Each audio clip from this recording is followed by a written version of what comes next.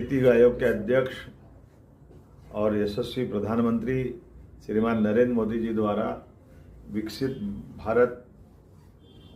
विकसित प्रदेश,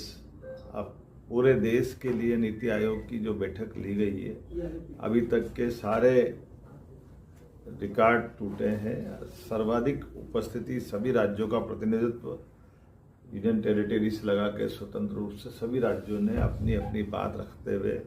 माननीय प्रधानमंत्री जी को सर्वप्रथम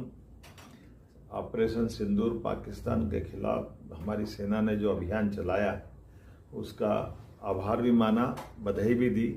और जिस प्रकार का वातावरण बना है, ये आधुनिक टेक्नोलॉजी से सबसे कम समय में दुश्मन को घर में घुस के मारना, ये बहुत बड़ा पराक्रम है। मैं अपनी ओर से, मध्य प्रदेश सरकार की ओर से भी मैंने भी माननीय प्रधानमंत्री जी को बधाई दी। और यशस्वी प्रधानमंत्री ने पूरे दिन हमारे सभी माननीय मुख्यमंत्रीगणों को, माननीय गवर्नरों से, सबसे अपने अपने राज्य की बीते वर्ष की सारी गतिविधियों का विभागवार अलग अलग प्रकार से एक निर्धारित समय सीमा में सबने अपने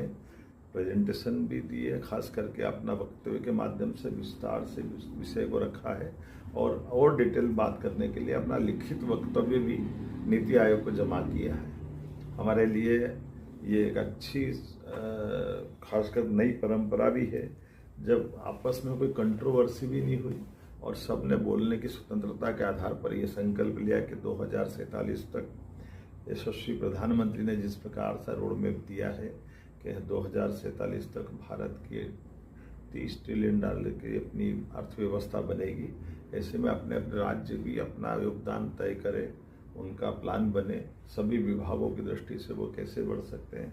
फिर सब जन कल्याणकारी योजनाएं जो गरीब से गरीब वर्ग के लिए भी हो, आदिवासी हो, युवा हो, महिला हो, और ख़ास करके मेड इन इंडिया के बारे में, स्वदेशी के बारे में, अपनी सुव्यवस्था के बारे में, जन कल्याणकारी नीतियों के बारे में, हेल्थ से लगा करके सभी सेक्टर में अपने भारत की प्रगति और आगे बढ़े।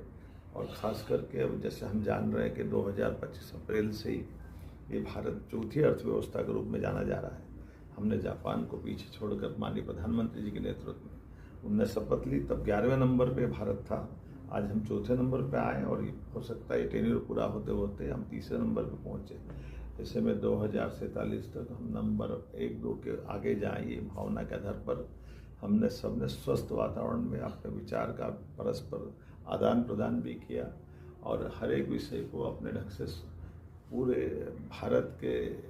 लघु रूप था एक तरह से हमारे उस भारत